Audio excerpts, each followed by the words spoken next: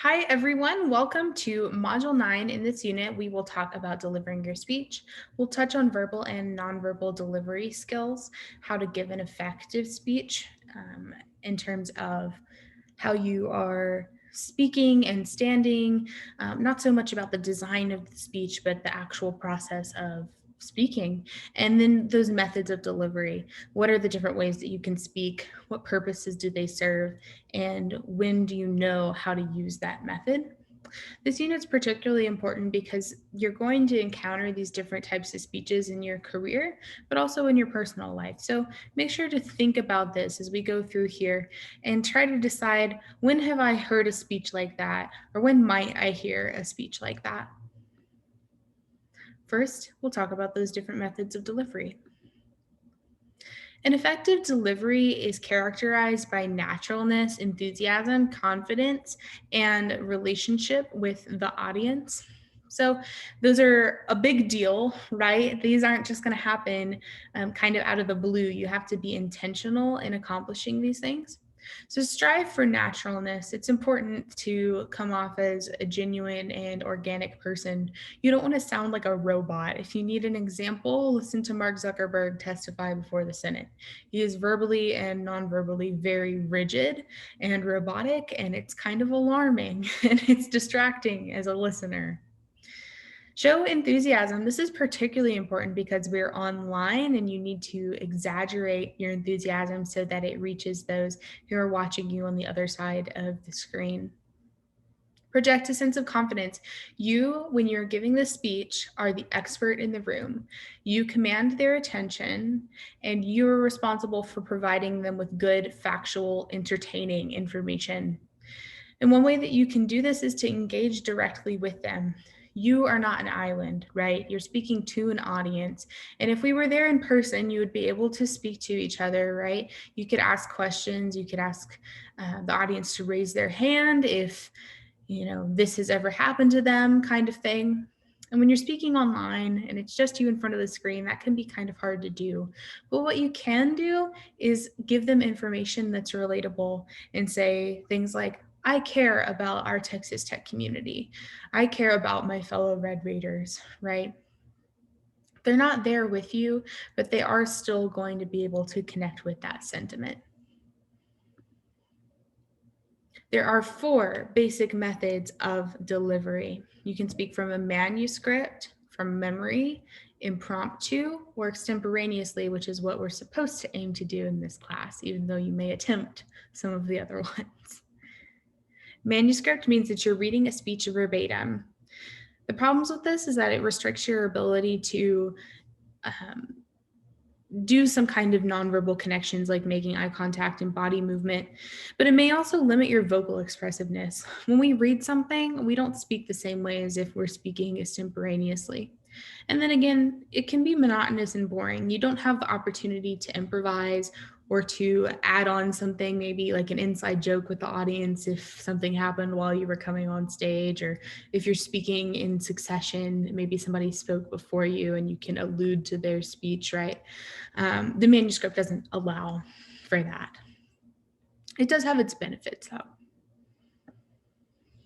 Speaking from memory, formerly known as oratory, is exactly what it sounds like. You have memorized a speech. We don't typically do this. Something that is unique to the United States is that we expect more of that extemporaneous style, that kind of TED Talk relatable, business casual kind of presentation, whereas you may be expected to speak from memory elsewhere, and they may expect a very kind of rigid and pre-planned down to the T kind of speech. Similar to manuscript, true eye contact is unlikely. And it also invites potential danger for mental lapses, where you may forget where you were at, or you may forget what you said, or you may say things out of order. This is appropriate for short things like toasts if you're going to be somebody's maid of honor or best man. Perhaps you're speaking at a student organization event where you're introducing your president or your treasurer or somebody, and it's short, you can memorize those things. I would say default to having notes just in case, and then if you don't need them, then that's fine. But sometimes it's just nice to know that you have them, particularly if you get nervous and tend to forget yourself a little bit. Impromptu speaking is unpracticed, improvised speech. You don't have a lot of notice. Sometimes you have none, and you are probably going to be giving a very short speech. Rarely ever do you give a long impromptu speech. You shouldn't be giving any in this class because you prepare for your speeches and you record them. But in real life situations, try to anticipate some of the things that you may need to cover or may be asked to cover, and try to prepare if you can. Even if you just have 5 minutes, jot down a couple of points that you may want to mention. I would imagine that this is most likely going to happen in a meeting or something where they'll say, hey, can you give us an update on that project you've been working on?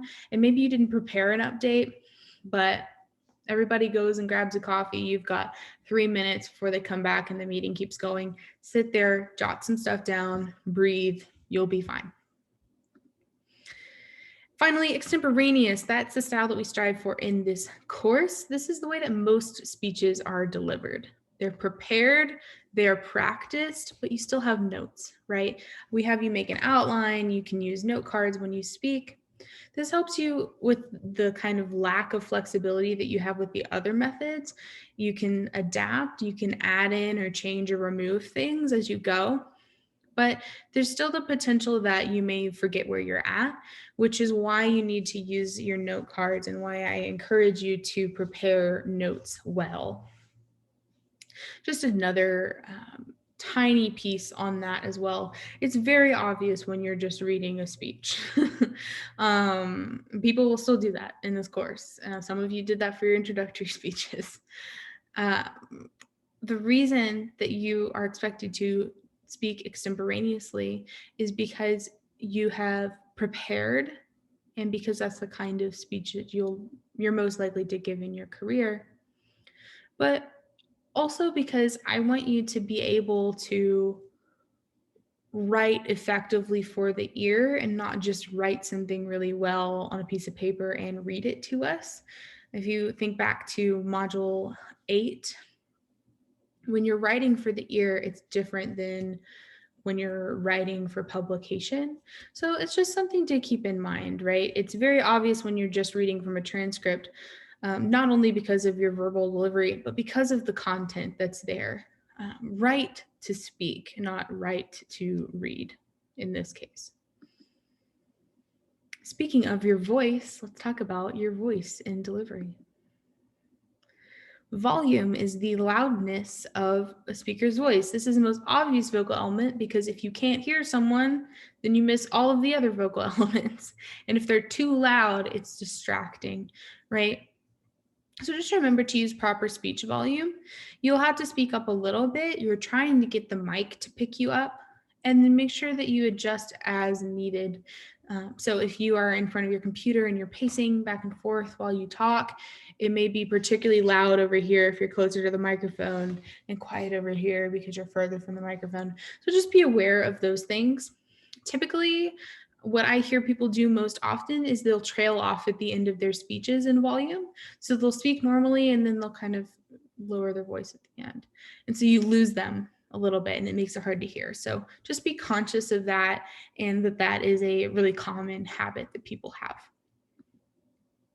Pitch, range of sounds from high to low. So I can speak really high and I can speak really low, and that will affect the way that you interpret what I'm trying to say. Intonation is the movement in pitch, right? So your rising and falling is indicative of meaning. We don't even think about this too often when we speak to each other interpersonally. But if you were in trouble and somebody said, I've already told you, that's different than I already told you, right? Said the same thing. but they sounded different, right? They sound like they mean something a little differently. So we do this again all the time, but when you're intentional about it, it helps you avoid that kind of robot Mark Zuckerberg delivery. Speaking rate, that's simply just the pace. Pay attention when you get nervous. Sometimes it'll speed up or it'll slow down and we'll add in some filler words, but just be aware of this. If you are more comfortable and you can speak more clearly at a slower rate and taking more pauses between your sentences, then that's fine. Do what is best for you. If you find that you do better if you kind of elevate your rate, that's also fine too. Just make sure that you're speaking at a rate that is understandable for your audience. Pauses enhance meaning. We can use them as punctuation, or we can invite people to think about what you have just said. Typically, pauses are supposed to feel kind of emotionally heavy, or they follow a startling fact. So if somebody said to you, and this is totally made up, but if they said to you, every 30 seconds, a sea turtle dies, and then they paused. They're letting that pause give it time to sink in. So you're thinking, wow, every 30 seconds, that's really often. And then they'll launch into their next thought, right? So just know that that's a tool that you have at your disposal and that it allows you to breathe and kind of collect yourself before you move on. Pronunciation, formulation of the word sound, right? Cat, dog. We're pronouncing words as opposed to like Kate or Doug, right? That's not how you pronounce the word. And then articulation, clarity with sounds are made. So I might say, I have a cat, or say, oh, I have a cat. Incorrect pronunciation or articulation are distracting. We have several performers in this class, in this section, and I'm sure that you focus a lot on articulation when you think about speaking in terms of theater or maybe singing. It's really important that your pronunciation is correct because it conveys expertise, but articulation is probably even more important than pronunciation, because if we can't understand what you're saying, then we lose the desire to listen. Now we're going to move on to your body in delivery, which is just as important as the voice. Body language includes facial expressions, the places that you look or don't look, the way that you move or don't move, the way that you stand. Smiling is a sign of welcome, comfort, goodwill, interest. It relaxes and improves your confidence, but it also relaxes the audience and improves their confidence in you. Eye contact is really important. Eye contact gives us a sense of directness, and people know that you're talking to them and that you respect them and that you're looking at them and considering that they are there and paying attention to you. Physical gestures, we're talking about being able to move your hands, pointing, numbering things. These should be used when it makes sense to use them. You may give a speech and have next to no purposeful gestures, but you do need to have some motion in your body, right? You don't want to be just totally still, no movement at all, looking straight in one direction the entire time. Move your head, look around, nod, use your eyebrows and your smile and things to communicate.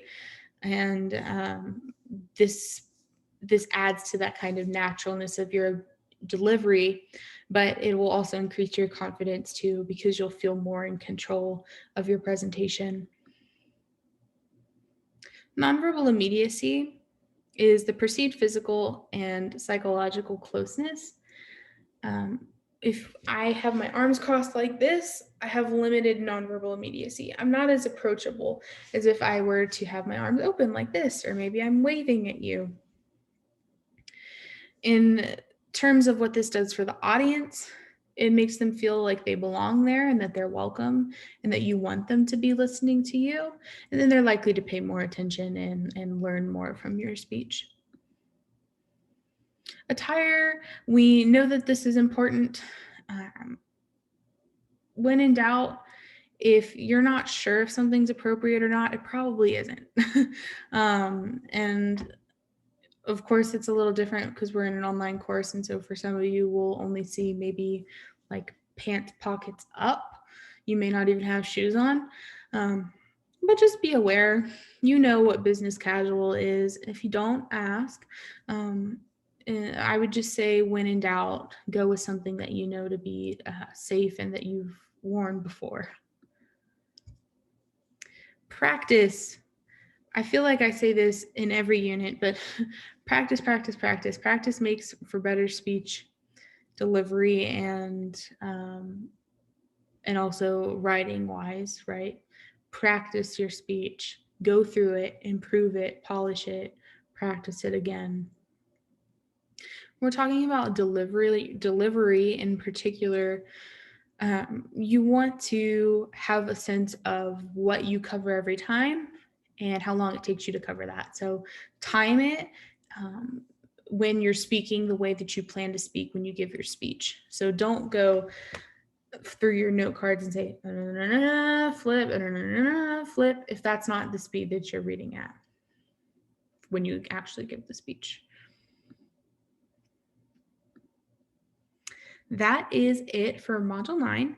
You have a couple other things in this unit, so make sure to read through everything and let me know if you have any questions. Otherwise, in the meantime, let me know if you need any help preparing for your training and briefing speeches. And I am around and reachable. Just send me a note and we can schedule a time to meet, or I can answer your question over email, whatever you're most comfortable with. Until then, be well. I'll see you soon.